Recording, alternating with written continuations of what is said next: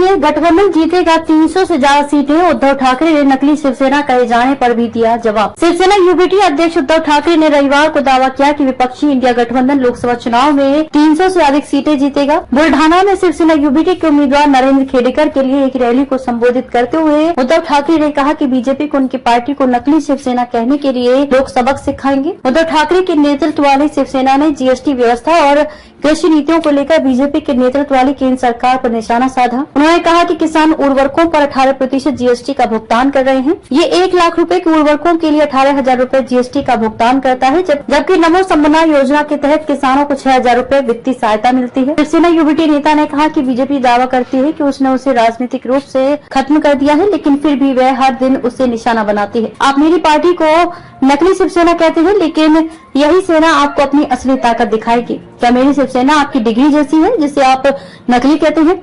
उन्होंने कहा कि लोग आपको आपकी जगह दिखा देंगे। गौरतलब है कि प्रधानमंत्री नरेंद्र मोदी ने उद्धव ठाकरे के नेतृत्व वाली पार्टी को नकली शिवसेना करार दिया था। ठाकरे ने आरोप लगाया कि चुनाव आयोग ने उनसे नाम और प्रतीक छीन लिया और गद्दारों को सौंप दिया, जो एकनाथ शिंदे के नेतृत्व वाली शिवसेना का स्पष्ट संदर्भ था। और चुनाव आयोग ने हमें ऐसा नहीं कहने को कहा है। उद्धव ठाकरे के अनुसार उन्हें अपनी पार्टी के नए गाने से जय भवानी और हिंदू शब्द हटाने के लिए भारतीय चुनाव आयोग ईसीआई से नोटिस मिला है, लेकिन वे इसका पालन नहीं करेंगे। लोकतंत्र अभी भी जीवित है और महाविकास अघाड़ी है इसकी रक्षा करने में सक्षम। हमें जो जानकारी मिल रही है उसके मुताबिक इंडिया ब्लॉक 300 से ज्यादा सीटें जीतेगा, लेकिन लड़ाई आसान नहीं है। पूर्व मुख्यमंत्री ने कहा कि हमें तानाशाही को हराना है और आपको ये सुनिश्चित करना चाहिए कि आपका वोट बर्बाद न हो। एमबीए में शिवसेना यूबीटी, एनसीपी, शरद चंद्र पवार और कांग्रेस शामिल है। ठाकरे ने ये भी आरोप लगाया कि बीजेपी दल बदलुओं के साथ व्यवहार करती है, जो घोटाले के पैमाने के आधार पर उस पार्टी में शामिल होते हैं।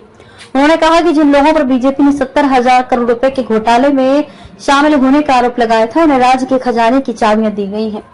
ठाकरे ने कहा कि पीएम मोदी ने एनसीपी नेता प्रफुल्ल पटेल पर ड्रग तस्कर इकबाल मिर्ची के साथ संबंध होने का आरोप लगाया था, लेकिन अब उन्हें एयर इंडिया मामले में क्लीन चिट दे दी गई है। अब मोदी पटेल के करीब आकर खुश हैं। ठाकरे ने पूछा कि पीएम मोदी, आपका असली चेहरा क्या है? आपको बता दें कि खेडेकर का मुकाबला प्रताप जाधव से है, जो मुख्यमंत्री एकनाथ शिंदे की पार्टी से है।